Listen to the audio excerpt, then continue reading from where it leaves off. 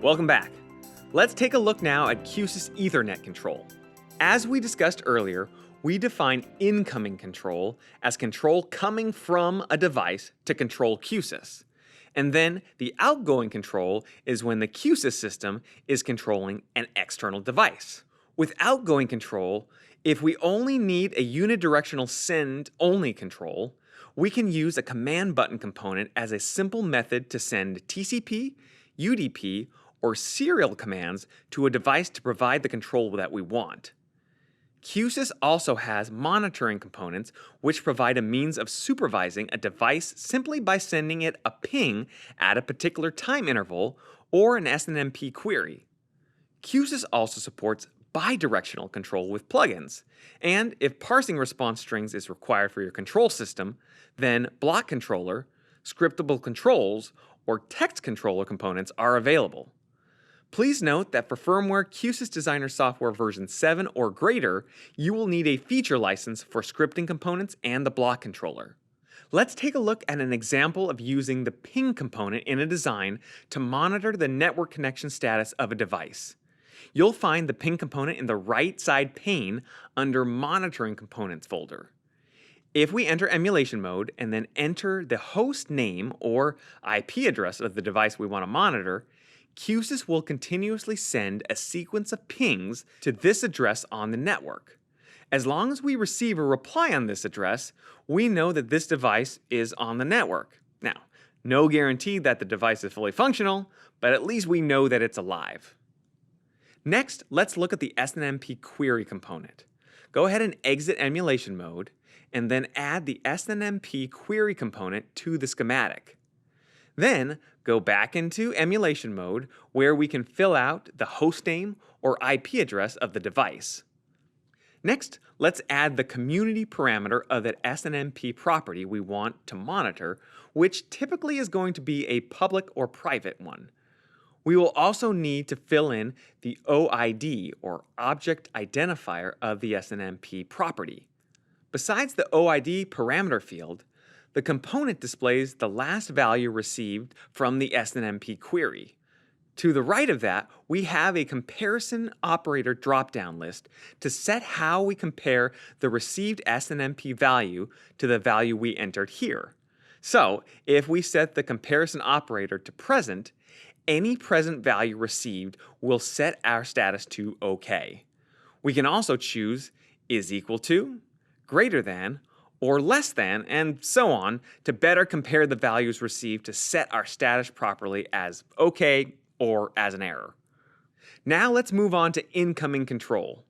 Here we have a bidirectional TCP communication which has two major methodologies, which include Q-SYS External Control Protocol, or ECP, and the Q-SYS Remote Control Protocol, or QRC. Both methods allow for incoming control of Q-SYS, but these two methods are very different. ECP provides control access via named control that you have to set up in Q-SYS Designer software, while QRC will be very familiar if you have experience with JSON. With ECP, we establish a TCP connection to the core on port 1702 with a keep alive function that is necessary every minute to maintain that connection. This communication will need a line feed, or OA hex, as the end of line character. In addition to the feedback received from the control component sent to the core to set up any unsolicited feedback, we need to set up what is called a change group to make that work. Moving over to QRC, this control method has a benefit of providing control access to named controls as well as named components. QRC control is enabled in the Network Services in Core Manager and utilizes port 1710 for TCP communication. A keep alive is required here as well, with all the commands ending in a null or 00 hex value as the end of line character. QRC can also support change groups to receive non-solicited component status updates. Now, let's look at some of the integration basics on a third-party control system that utilizes our ECP protocol. Let's say that you want a Crestron system to have control over a Q-SYS gain control. Start by adding a gain control in the design schematic, give it a name like my gain, and then drag the mute and the gain control into the name control pane. This allows control to be referenced by a third-party control system like Crestron. On the Crestron side, first we need to establish the TCP connection. You'll need to have ready any login information and IP address of the core handy. For proper operation feedback, we do recommend waiting at least 10 seconds after establishing a connection to the core before sending initialization commands, such as polling, for current status and setting up change groups. Once we have properly established a control connection, we can begin controlling our gain component by including the named component parameters that we previously set up in Q-SYS Designer. Our control communication will need to adhere to some timing rules for communication. Remember, you should wait 10 seconds after establishing a connection before initializing communication for polling status and change groups. You can also use redundant core control if you need to. Typically, third-party control systems will need specific programming to establish a control connection to the core that will also distribute that connection to individual modules for controlling the different aspects of the design. Also, for all controls that need auto-polling for continuous feedback, programming will need to be included to add all of these controls to a change group.